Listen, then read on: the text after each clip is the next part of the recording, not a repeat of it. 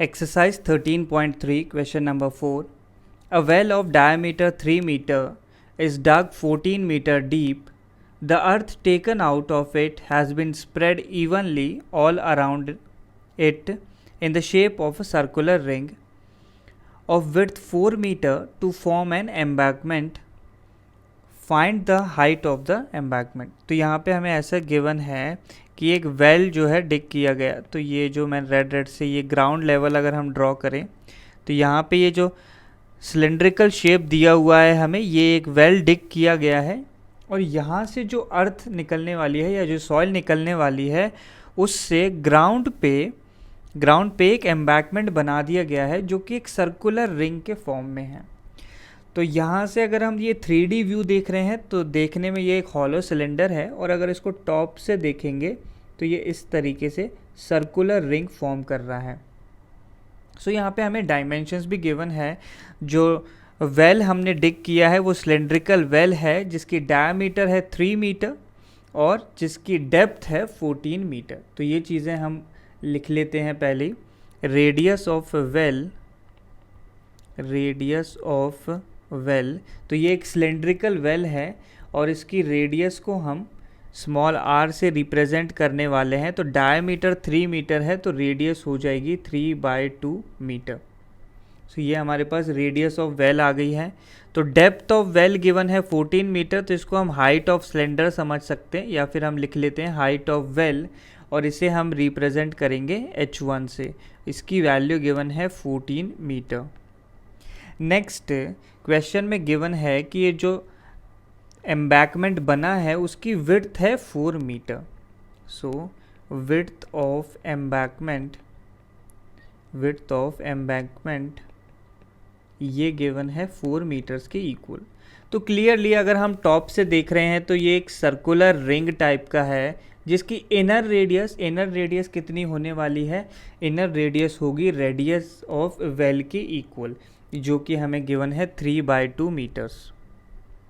और outer radius की हम बात करें तो आउटर रेडियस के लिए हमें इनर रेडियस में 4 मीटर्स ऐड करना होगा क्योंकि जो विड्थ है वो 4 मीटर गिवन है। तो ये हम मेंशन कर लेते हैं फॉर एम्बैंकमेंट।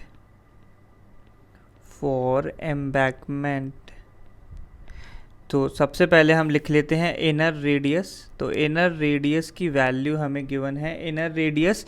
तो ये जो हमारे पास रेडियस ऑफ वेल है यही इनर रेडियस की तरह यहाँ पे बिहेव करने वाली है।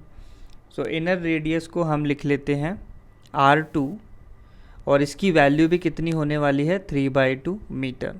और आउटर रेडियस, तो आउटर रेडियस कैसे निकालेंगे? इनर रेडियस में हमें विड्थ ऐड करनी पड़ेगी तो इसको हम R1 से रिप्रेजेंट करेंगे।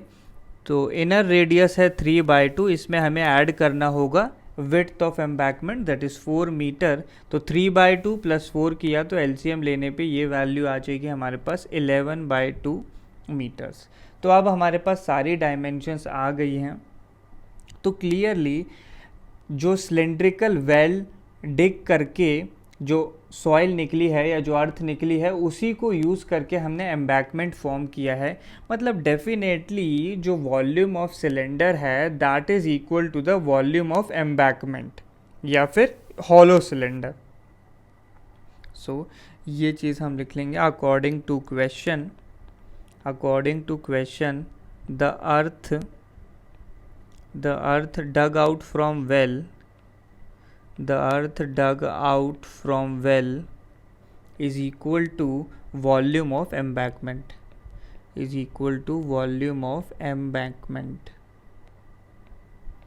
so the earth dug out from the well, ये एक सिलेंडर है तो सिलेंडर की वॉल्यूम होती है πr²h। तो पाई इनटू, अब रेडियस ऑफ सिलेंडर हमने पहले ही r के फॉर्म में लिखा था, इसको r लिख लेते हैं, इनटू हाइट हमने लिखी थी इसकी h1।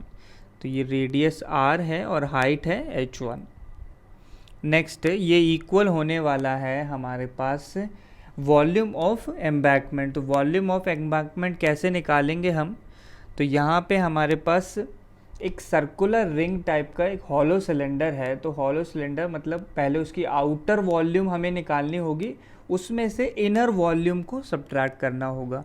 सो आउटर वॉल्यूम कितनी हो जाएगी हमारे पास, पाई इंटू आउटर रेडियस हमने ली थी, आउटर रेडियस हमने लिया है R1 को, so pi into R1 square into height हो जाएगा, हाइट को हम h ले लेते हैं, minus pi into R2 square into H. So clearly जो पहला टर्म है वो रिप्रेजेंट कर रहा है आउटर वॉल्यूम को, आउटर वॉल्यूम में से हमने सब्ट्रैक्ट किया है इनर वॉल्यूम, तो इससे हमें वॉल्यूम ऑफ हॉलो सिलेंडर मिल जाएगा। तो क्लियरली तीनों टर्म्स में पाई कॉमन है तो पाई हम कैंसिल आउट कर देंगे। नेक्स्ट बाकी वैल्यूज़ पुट करें तो आर या फिर रेडियस ऑफ वेल ये हमारे पास 3/2 है, तो यहाँ पे आ जाएगा 3/2 होल स्क्वायर इंटू h1।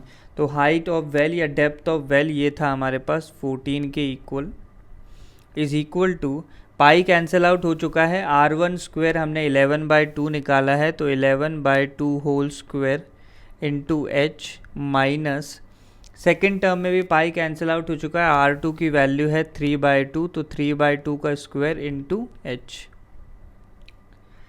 सो यहाँ पे हमारे पास बनता है, सो 3/2 का होल स्क्वायर किया हमने तो ये वैल्यू आ जाएगी 9/4 into 14 is equal to h into, तो यहाँ पे 11/2 का होल स्क्वायर, 11 का स्क्वायर होता है 121/4 माइनस 3/2 का होल स्क्वायर दैट इज़ 9/4।